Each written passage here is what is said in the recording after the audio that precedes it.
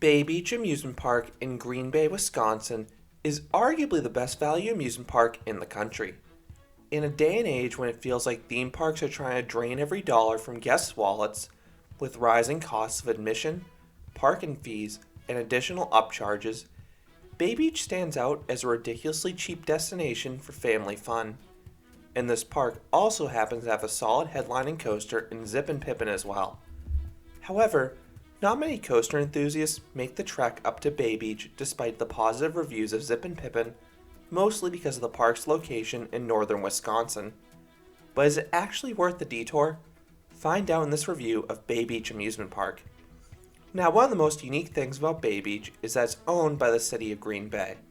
It's exceedingly rare to find a municipally owned park nowadays, but it wasn't always this way. Bay Beach originally opened in 1892 as Bayview Beach, and it was owned by a private businessman. However, the park was sold to the city of Green Bay in 1920, which is when the park was renamed to the name it goes by today in Bay Beach. And this park feels distinctly different from other parks. Many cities have a downtown park. For example, New York has Central Park, and Boston has the Boston Common. These are giant green spaces that offer a relaxing contrast to the skyscrapers of downtown. In a way, Bay Beach feels like Green Bay's city park. Unlike most parks that are gated, Bay Beach is open on all sides, so you can roam into the park from any direction. Further, Bay Beach has a really relaxing atmosphere.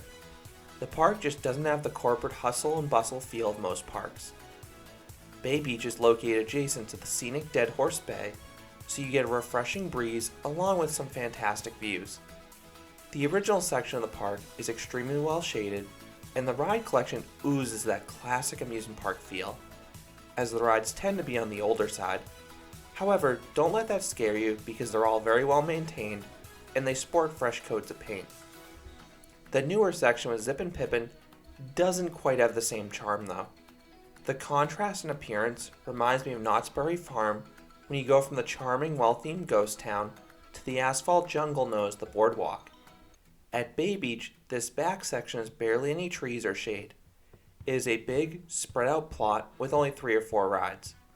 And it felt awkwardly dead on the day I visited, as most of the foot traffic at the park was in the original section.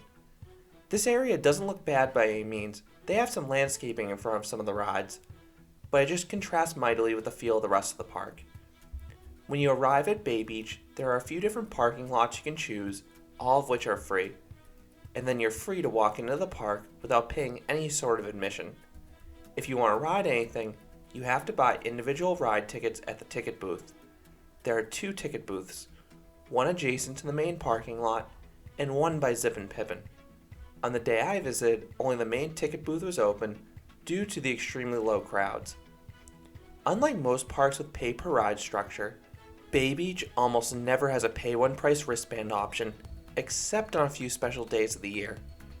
Most parks with a pay-per-ride pricing structure become expensive very quickly. It's not uncommon for kiddie rides to cost $3 to $4 and larger rides to cost $5 to $10. However, Bay Beach is different.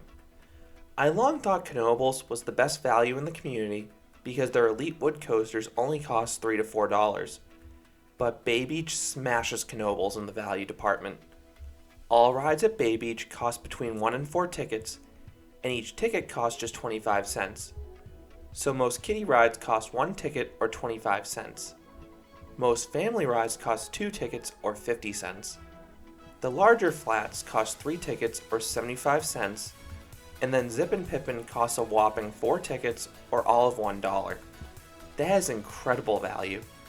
That's on par with those coin-operated rides you see outside your local supermarket. All the staff members I interacted with at Bay Beach were incredibly friendly at the ticket booth, gift shop, and rides. And the crews working the rides checked the restraints quickly once they began the process.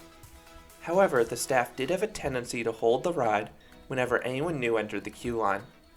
This was a bit annoying because it would complete the restraint check process for a flat only to let someone new in the ride, causing them to restart the process.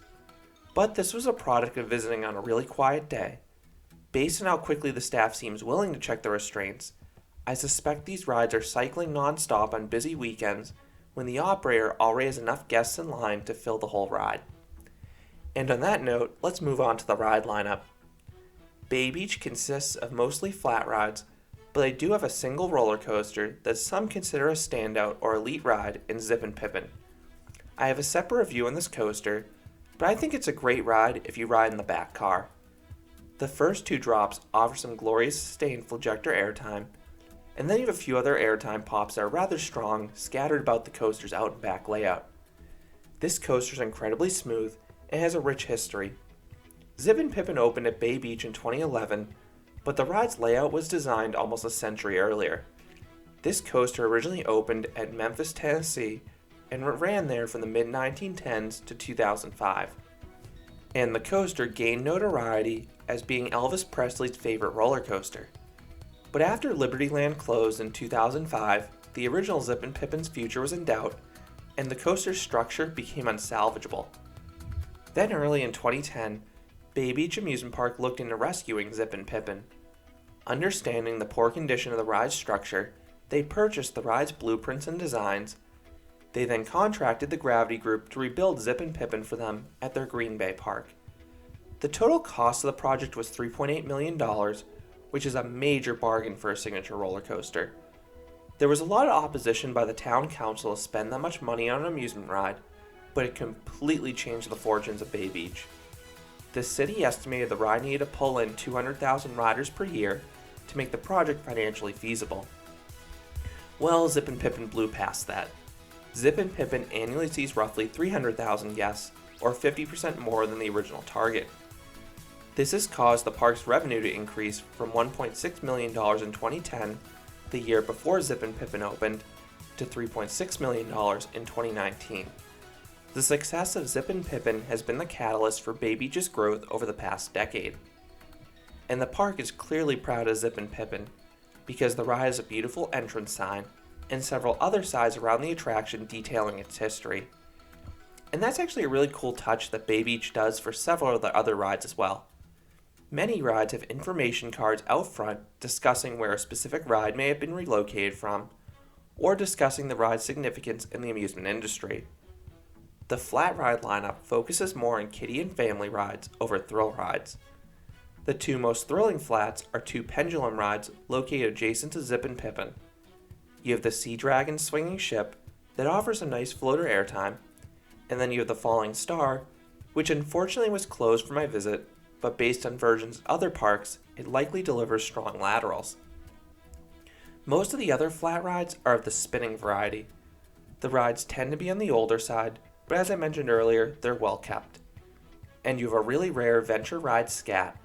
Like the Falling Star, this was another ride that was unfortunately closed for maintenance, but I have ridden rides like this elsewhere, and they offer a dizzying and forceful ride experience.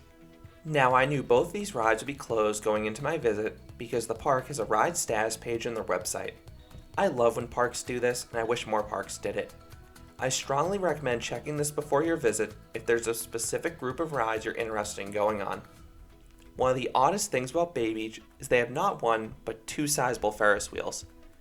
The original one was the Eli Bridge Ferris wheel, but they recently added an even taller chance one called the Big Wheel. I do suspect that the Eli Bridge one's days are numbered, but both offer awesome views of the park and the bay. In another instance of Six Flags New England syndrome, aka having double, Bay Beach is home to not one, but two different train rides. The Santa Fe Railway travels outside the amusement area. The other train circles around the newer area, including the Zippin Pippin. And if you have younger guests, there's a sizable cluster of old kiddie rides near the main entrance. On the day I visited, these were actually the most popular rides in the park because a majority of the park's guests were families. Due to my limited time at the park, I didn't purchase any food. From what I saw, it was really cheap though compared to most amusement parks. I did purchase a Zippin Pippin shirt at the small gift shop at the main ticket booth, and most of the merchandise items seemed cheaper than what they'd cost in a major chain park. So do I recommend Bay Beach? If you're a local, absolutely. This is a scenic and relaxing park. The ride lineup may not rival your Six Flags or Cedar Fair parks, but it has something for all ages and thrill levels, and you'd be hard-pressed to find a cheaper amusement park. Plus, many people seem to go here just for picnics or outings, as there actually are a lot of places just to relax in the park. Those heading to the Midwest on coaster trips often omit Bay Beach because of its location. I was guilty of that in my first few trips to the Midwest. But is it really that far out of the way? I see many enthusiasts visit Six Flags Great America and Mount Olympus. And Bay Beach is just 3 hours from these parks. Bay Beach doesn't require too much time, especially since most enthusiasts will only care about Zippin Pippin, so you can easily do a half day at one park and then spend a few hours at Bay Beach. And trust me, Zippin Pippin is worth the detour if you like classic wooden roller coasters. And from what I've heard, this park never really gets sizable crowds, so it shouldn't take long even on a busier day. So those are my thoughts on the Bay Beach Amusement Park, the best value park in the United States. Have you been to this park? What do you think of Bay Beach? I would love to hear your thoughts about the city-owned park down in the comments. If you enjoyed this review, I'd appreciate if you gave this video a like, and you considered subscribing, because there'll be a lot more roller coaster and amusement park videos here at Canopy Coaster. Thanks for watching.